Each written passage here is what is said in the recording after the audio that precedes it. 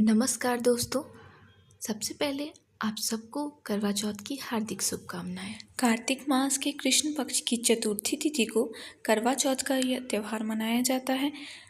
इस व्रत में महिलाएं अपने पति की लंबी उम्र के लिए दिन भर निर्जला व्रत रखती हैं और शाम को चांद के दर्शन करने के बाद ही व्रत तोड़ती है। कहते हैं आज के दिन व्रती को करवा चौथ का व्रत कथा जरूर सुनना चाहिए। यह व्रत कथा इस प्रकार है। बहुत समय पहले की बात है। एक साहूकार के 7 बेटे और उनकी एक बहन करवा थी। सभी सातों भाई अपनी बहन से बहुत प्यार करते थे, यहाँ तक कि वे पहले उसे खाना खिलाते और बाद में स्वयं खाते थे। एक बार उनकी बहन ससुराल से मायके आई हुई थी। शाम को भाई जब अपना व्यापार व्यवसाय बंद कर घर आए तो देखा उनकी बहन बहुत व्याकुल थी। सभी भाई खाना खाने बैठे और बहन से भी खाने का आग्रह करने लगे, लेकिन बहन ने बताया कि आज करवा चौथ का निर्जल व्रत है। वह खाना सिर्फ चंद्रमा को देखकर उसे अर्घ्य देकर ही खा सकती है। चूँकि चंद्रमा अभी तक निकला नहीं है, इसीलिए वह भूख प्यास से व्याकुल हो उठी है।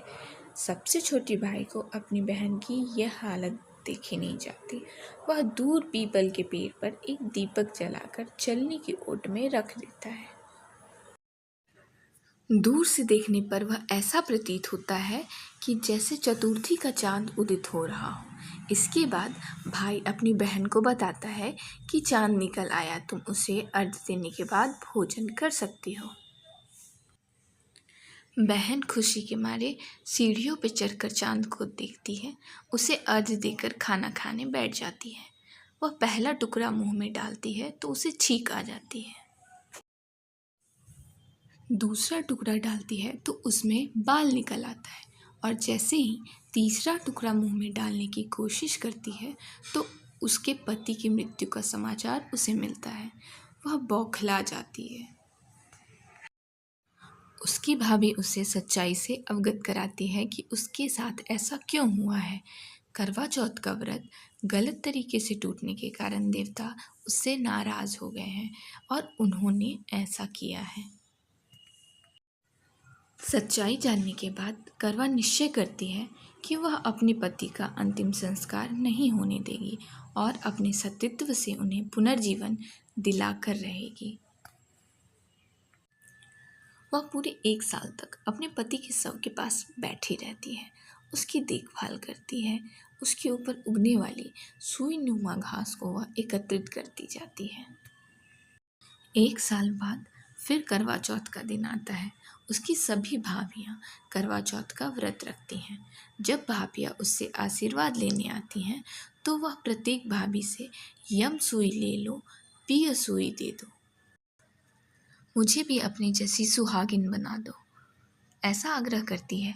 लेकिन हर बार भाभी उसे अगली भाभी से आग्रह करने का कह चली जाती है। इस प्रकार जब छठे नंबर की भाभी आती है तो करवा उससे भी यही बात दोहराती है। यह भाभी उसे बताती है कि चूंकि सबसे छोटे भाई की वजह से उसका व्रत टूटा था, अतः उसकी पत्नी में ही शक्ति है कि वह तुम्हारे पति को दोबारा जीवित कर सकती है।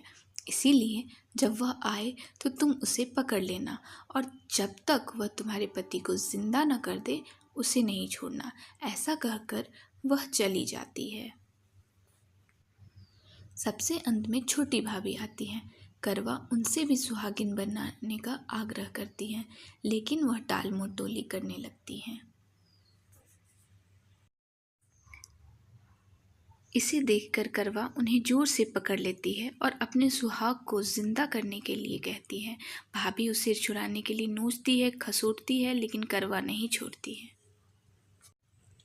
अंत में उसकी तपस्या को देख भाभी पसीज जाती है और अपनी छोटी उंगली को चीरकर उसमें से अमृत उसके पति के मुंह में डाल देती है। करवा का पति तुरंत श्री गणेश कहता हुआ उठ बैठता है। इस प्रकार प्रभु कृपा से उसकी छोटी भाभी के माध्यम से करवा को अपना सुहाग वापस मिल जाता है। हे श्री गणेश माँ गौरी, जिस प्रकार करवा को चिर सुहागन का वरदान आपसे मिला, वैसे ही सब सुहागिनों को मिले। सब मिलकर बोलो, चौथ माता की जय। आशा करती हूँ आप सबका ये व्रत सफल हो और माता रानी की कृपा हमेशा आप पर